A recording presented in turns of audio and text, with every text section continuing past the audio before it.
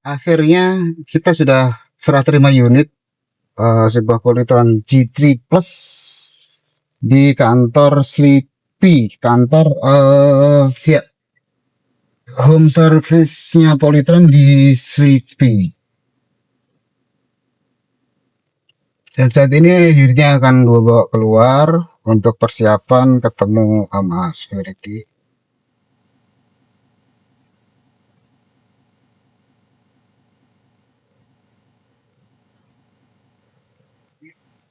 Siap. Oke. Terima kasih Pak Maulana. Siap.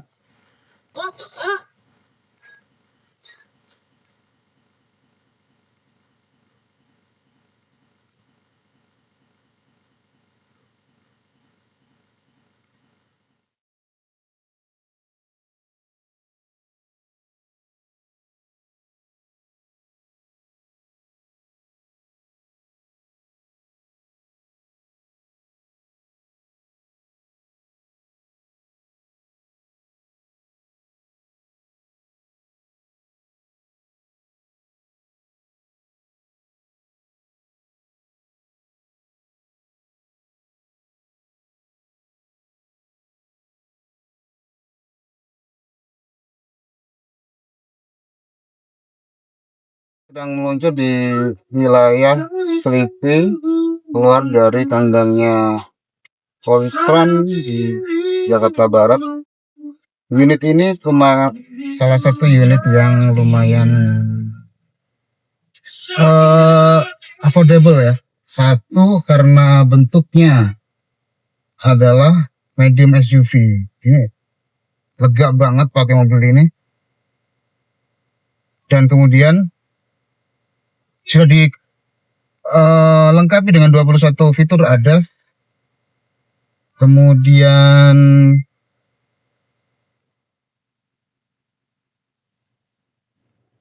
cukup easy driving karena ini udah mobil listrik yang bergerak depan dengan tenaga 200 horsepower dan torsi 350 Nm.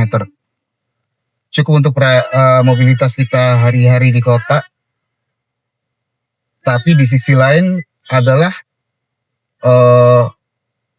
mobil ini emang dikembangkan atau didesain bukan untuk mobil yang dijual murah atau dengan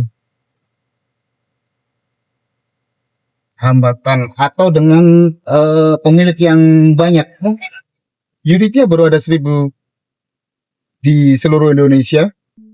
Pergerakannya nggak terlalu masif seperti brand-brand Cina lainnya, tapi Polytron mengerti betul bagaimana positioning produk yang baik sebuah medium SUV yang ditawarkan mulai di harga 300 jutaan hingga di level tertingginya di harga 400 jutaan lebih.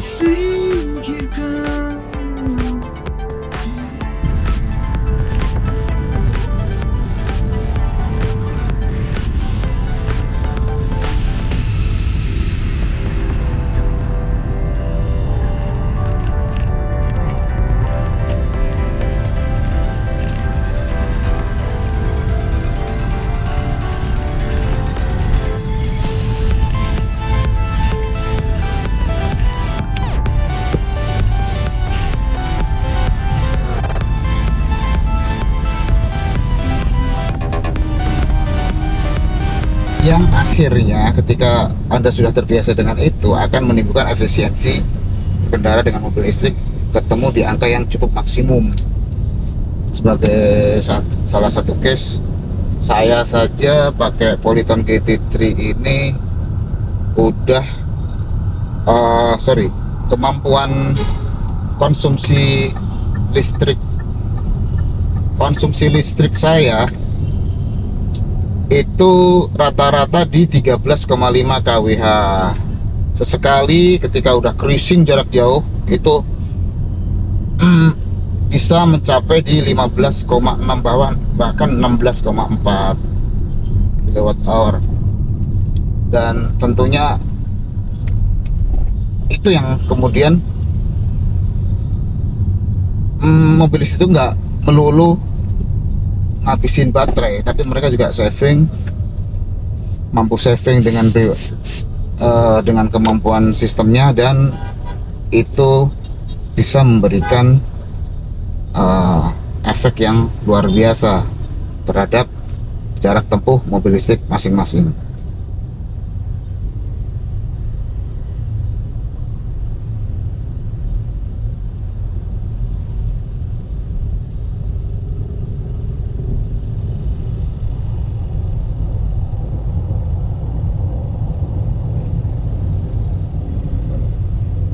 Nah, sebagai case di mudik tahun ini, saya tetap dengan komposisi penumpang saya, istri saya, dan dua anak saya. Istri saya, dan dua orang anak saya, yang kemudian ditambahkan beban-beban beberapa bawaan yang itu kemudian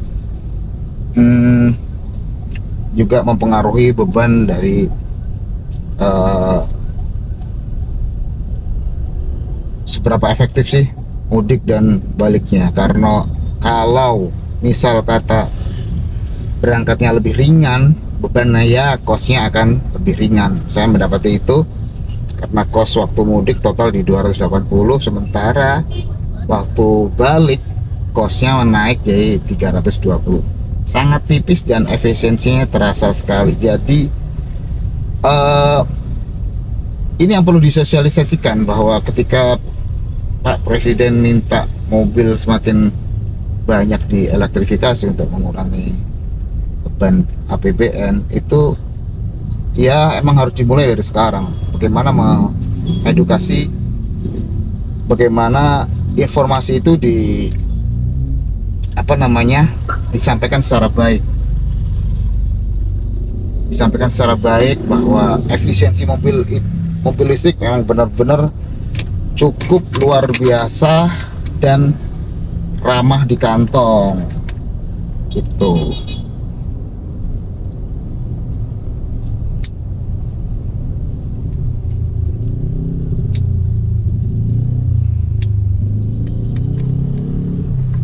Salah satu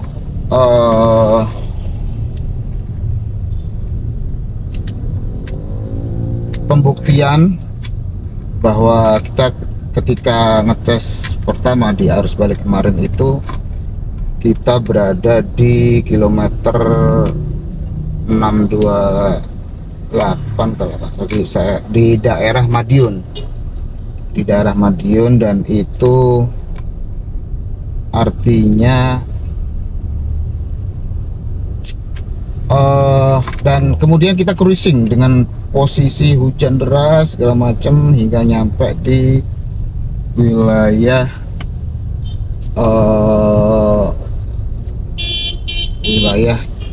Jawa Tengah, khususnya di rest area berapa saya lupa itu.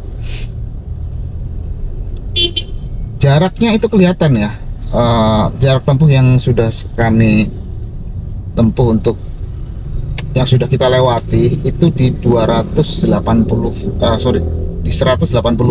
artinya minus baterai yang awalnya 95%, diajak cruising di 187 km, itu baterainya berkurang dari 95 menjadi ke 95%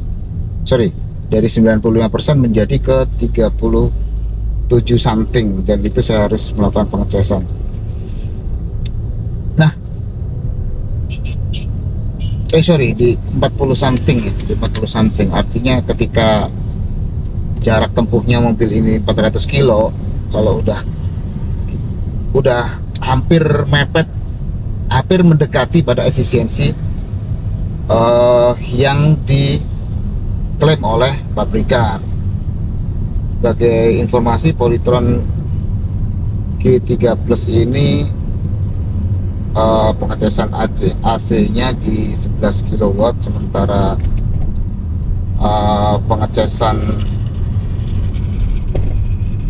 Pengecasan AC-nya di 100 kW, di 11 kW, sementara di Polytron G biasa pengecasan AC-nya hanya di 100, sorry, hanya di 7 kW. Jadi kalau Anda mengandalkan charger AC seperti charger bawaan untuk ngecas di rumah, itu perbedaan G3 biasa dan G3 Plus ya segitu. Namun untuk G3 Plus ini udah mendukung ultra fast charging. Jadi beberapa kali kita menemukan SPKLU yang memang udah punya fitur ultra fast charging di 180 kW. Itu benar-benar efektivitasnya sama seperti ngisi bensin. Ada antri di pom bensin berapa sih dengan kondisi ini, ngecas ngisi berapa menit, hampir sama. Ketika orang ngecas 5 menit di ultra fast charging, Anda bisa ngecas 10 menit, 15 menit untuk pengisian full, tergantung dari kondisi baterai awalnya seperti itu. Dan dengan kondisi pengguna mobil listrik di seluruh Indonesia yang jumlahnya sekitar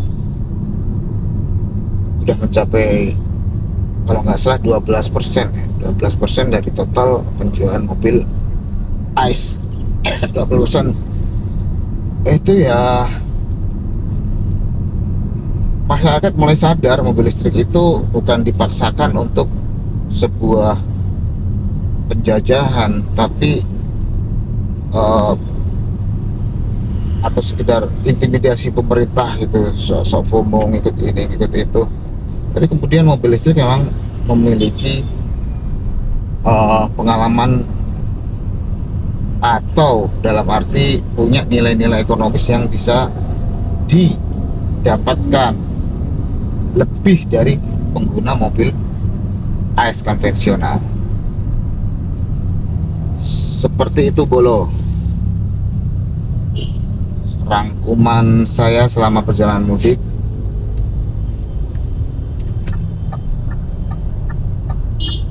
Kondisi macet-macetan seperti ini, fiturnya sangat ngebantu banget karena seluruh fitur ADAS-nya saya nyalakan.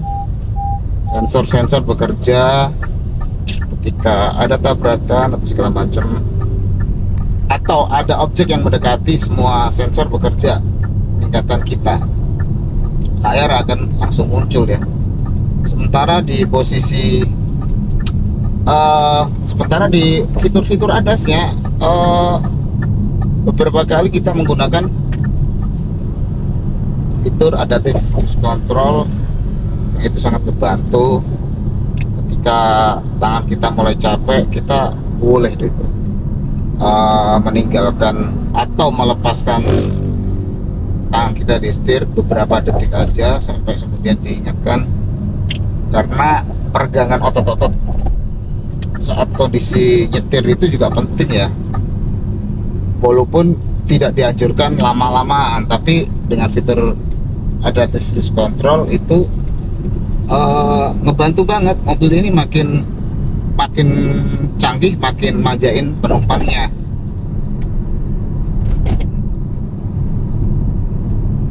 Dan kebantu banget ketika posisi kita udah mulai capek berlebih. Fitur-fitur yang bermanfaat lainnya adalah lane keep assist. Ketika Anda harus pindah jalur atau melewati batas jalanan, mobil akan mengingatkan dengan memutar tuas secara otomatis kembali ke posisi berkendara aslinya. Oke, sekian soal torsi ya. Oke, soal torsi kemarin kita juga coba cruising di area-area perbukitan ya, sekitar 800 ke 900 mdpl di hutan-hutan pinus, yang itu mewakili bahwa mobil listrik itu sebetulnya didesain cukup jago main di tanjakan.